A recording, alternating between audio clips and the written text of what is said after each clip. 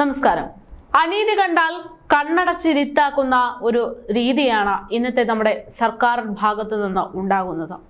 പല തെറ്റുകളെയും ന്യായീകരിക്കുന്നതും പല തെറ്റുകളും കണ്ടിട്ടും കാണാത്ത രീതിയിൽ നടക്കുന്നതുമൊക്കെ പതിവായി മാറുന്നു. കഴിഞ്ഞ കുറച്ച് ദിവസങ്ങൾക്ക് മുമ്പ് CPM സഖാക്കന്മാർക്കെതിരെയും അതുപോലെ തന്നെ ഇടത് സർക്കാരിനെതിരെയും ഒക്കെ സംസാരിച്ചു കൊണ്ടുവന്ന ആളുകൾക്ക് നടു റോട്ടിൽ വെച്ച ഹെൽമറ്റ് കൊണ്ടും ചെടിച്ചട്ടി കൊണ്ടുമൊക്കെ തലക്കടിക്കുന്നത് നേരിൽ കണ്ട ആളാണ് നമ്മുടെ മുഖ്യമന്ത്രി പിണറായി വിജയൻ.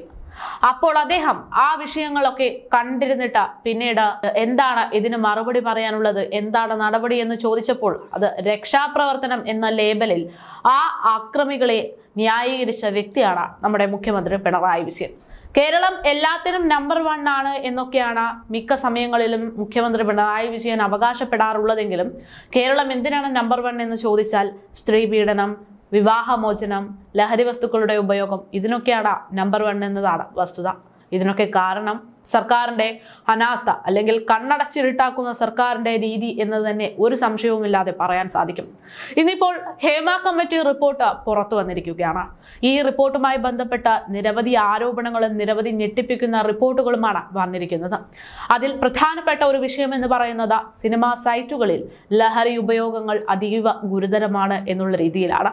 പക്ഷേ ആ റിപ്പോർട്ട് പുറത്തു വന്നിട്ട് പോലും സംസ്ഥാന സർക്കാർ കൈയും കെട്ടി നോക്കി നിൽക്കുന്നു എന്നതാണ് യാഥാർത്ഥ്യം. പകൽ സമയത്ത് ലഹരി വിരുദ്ധ ക്യാമ്പയിനുകൾ സംഘടിപ്പിച്ച ഇരുളിന്റെ മറവിൽ ലഹരി ഉപയോഗം അതീവ ഗുരുതരമായി തുടരുന്ന നാട്ടിലാണ് ഇന്ന് ഏറ്റവും കൂടുതൽ ആളുകൾ ജീവിക്കുന്നത്. ആ നാടിന്റെ പേര് കേരളം എന്ന് തന്നെയാണ്. പല സഖാക്കന്മാരുടെ ഇത്തരം പ്രവൃത്തികൾ പല തെളിവുകൾ പ്രകാരം പുറത്തു വന്നിട്ടുണ്ട്. അത്ര വലിയ ഗുരുതരമായിട്ടുള്ള ഒരു വിഷയം ഉണ്ടായിട്ട് പോലും സർക്കാർ നടപടിയെടുക്കുന്നില്ല എന്ന് മാത്രമല്ല, ഇപ്പോൾ മലയാള സിനിമാ സൈറ്റുകളിലെ ലഹരി ഉപയോഗം തടയാൻ പോലീസിനും എക്സൈസിനും 1 വർഷം മുമ്പ് തുടങ്ങിയിട്ടുള്ള അന്വേഷണം പൊടുന്നനെ അവസാനിപ്പിക്കാനായിട്ടുള്ള റിപ്പോർട്ട് നൽകിയിരിക്കുന്നു എന്ന സൂചനകൾ പുറത്തു വരികയാണ്. സെറ്റുകളിൽ ഷാഡോ പോലീസ് നിരീക്ഷണം ഉറപ്പാക്കുമെന്ന പ്രഖ്യാപനം ഉണ്ടായത് വലിയ രീതിയിൽ ചർച്ചയായിരുന്നു. പക്ഷേ അതൊക്കെ പ്രഖ്യാപനമായി മാറുകയാണ്. സർക്കാരിന്റെ ഭാഗത്തു നിന്നും ഇച്ഛാശക്തി പ്രകടിപ്പിക്കാത്തതിനാൽ ഇത് നടപ്പിലാക്കിയിട്ടില്ല എന്നതാണ് ഇപ്പോൾ പുറത്തുവരുന്ന വിവരം. പരിശോധന കർശനമാക്കിയാൽ ലൊക്കേഷനുകൾ കേരളത്തിന് പുറത്തേക്ക് പോകുമെന്ന ആശങ്ക സർക്കാരിന് ഉണ്ടാകുന്നു. ഇതോടെയാണ് അന്വേഷണം മരവിപ്പിച്ചത് എന്നതാണ് അറിയാൻ സാധിക്കുന്നത്. സിനിമാ മേഖലയിലേക്ക് വിരൽ ചൂണ്ടുന്ന ചില ലഹരി കേസുകൾ കൊച്ചിയിൽ രജിസ്റ്റർ ചെയ്തിട്ടുണ്ടെങ്കിൽ പോലും അന്വേഷണം വൻ കണ്ണികളിലേക്ക് തിരിയാതെ സുരക്ഷിതമായി ഒതുക്കി തീർക്കുന്നതാണ് പതിവ്.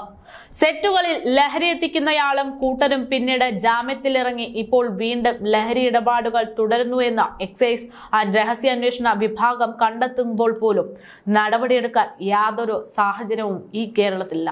കാരണം തെറ്റിനെ ന്യായീകരിക്കുന്നവരാണ് ഇവിടുത്തെ ഇടത് സർക്കാർ. യഥാർത്ഥത്തിൽ ഇപ്പോൾ ഹേമ കമ്മീഷൻ റിപ്പോർട്ട് പുറത്തു വന്നപ്പോൾ സ്ത്രീകളുടെ സംരക്ഷണത്തെക്കുറിച്ചുള്ള വലിയ വിവാദങ്ങളൊക്കെ ഉണ്ടാകുന്നുണ്ട്. യഥാർത്ഥത്തിൽ ഈ വിവാദങ്ങളും ഈ വിഷയവും ഒക്കെ ഉണ്ടാകുന്നതിന്റെ പ്രധാന അടിസ്ഥാന കാരണം എന്ന് പറയുന്നത് ലൈംഗിക ദാരിദ്ര്യം മാത്രമല്ല, മറിച്ച് ലഹരി വസ്തുക്കളുടെ ഉപയോഗം കൂടെയാണ്. സിനിമാ സൈറ്റുകൾ എന്ന് പറയുന്നത് അത് സിനിമാ മേഖലയിലെ ആളുകളെ സംബന്ധിച്ച് അവരുടെ ജോലി സ്ഥലമാണ്. ജോലി സ്ഥലത്ത് ലഹരി വസ്തുക്കളുടെ ഉപയോഗം പാടില്ല എന്ന കർശന നിയമം ഉണ്ടാക്കാൻ പോലും സാധിക്കാത്ത ഒരു നാടായി മാറുകയാണ് ഇവിടം.